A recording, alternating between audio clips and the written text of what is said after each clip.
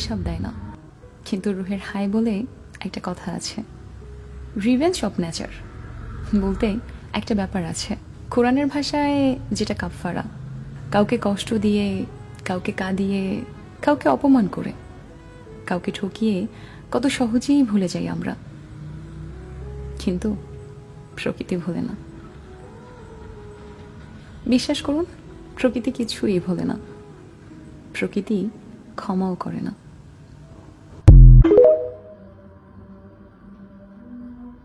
এখানে দেখবো আমাকে ইগনোর করছে, যেখানে আমার কোনো জায়গা নেই, সেটা বন্ধুত্ব হোক আর ফ্যামিলি হোক, প্রতিবেশী হোক, যাই হোক না কেন, যেই হোক না কেন। তো আমি দেখবো আমার ইম্পর্টেন্সিটা এখানে কম, আমার গুরুত্বটা একদম নেই। যেখানে আমাকে ইগনোর করা হচ্ছে সেখান থেকে আমি চুপচাপ সাইলেন্সেই সরে যাবো। যে মানুষটার কাছে আমাকে কোনো কিছু লুকিয়ে রাখতে হয় না, আমি যেমন আমি তেমনই থাকতে পারি। যে আমার চোখের তলায় ডার্ক সার্কেল, পায়ের ভেঙে যাওয়া নখ, অথবা ঘুম থেকে ওঠার পর আমার পাখির বাসার মতো এলোমেলো চুলের কথা জানে।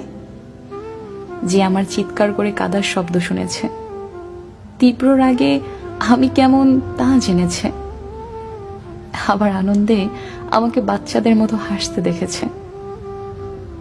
যার সামনে নিজেকে সাজিয়ে তোলার তাড়াহুড়ো নেই আমার। ও কি ভাববে, ভাবার দরকার নেই। যাকে জড়িয়ে ধরে মরার মতো শান্তির ঘুম ঘুমানো যায়, যার কাছে কখনো জাজ হওয়ার ভয় নেই, যার কাছে মন খুলে আমি আমি হয়ে থাকতে পারি।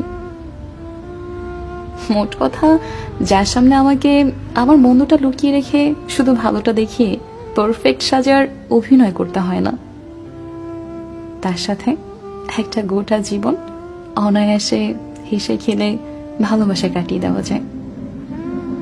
জীবনে আর কিচ্ছু না, কেউ একজন আসুক। একটা সুন্দর পুরুষের থেকে একজন দায়িত্বশীল পুরুষ মানুষের দাম বেশি, কারণ টাকা আর সৌন্দর্য দিয়ে তো অন্তত পক্ষে সুখ পাওয়া যায় না।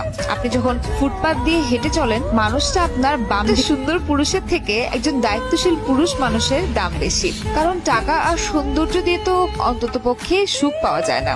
আপনি যখন ফুটপাত দিয়ে হেঁটে চলেন, মানুষটা আপনার বাম দিকে হাঁটে, কেন জানেন? পেছনের শো শো করে আসা গাড়িগুলো আপনাকে যেন আঘাত না করতে পারে। আপনার থেকে সে প্রিয় মানুষটা আপনাকে বেশি ভালোবাসে, তাই হারানোর ভয়টাও তার বেশি থাকে।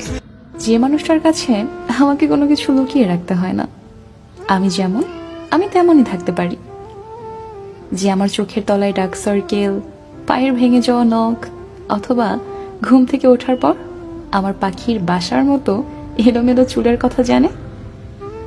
যে আমার চিৎকার করে কাদার শব্দ শুনেছে, তীব্র রাগে আমি কেমন তা জেনেছে, আবার আনন্দে আমাকে বাচ্চাদের মতো হাসতে দেখেছে। যার সামনে নিজেকে সাজিয়ে তোলার তাড়াহুড়ো নেই আমার,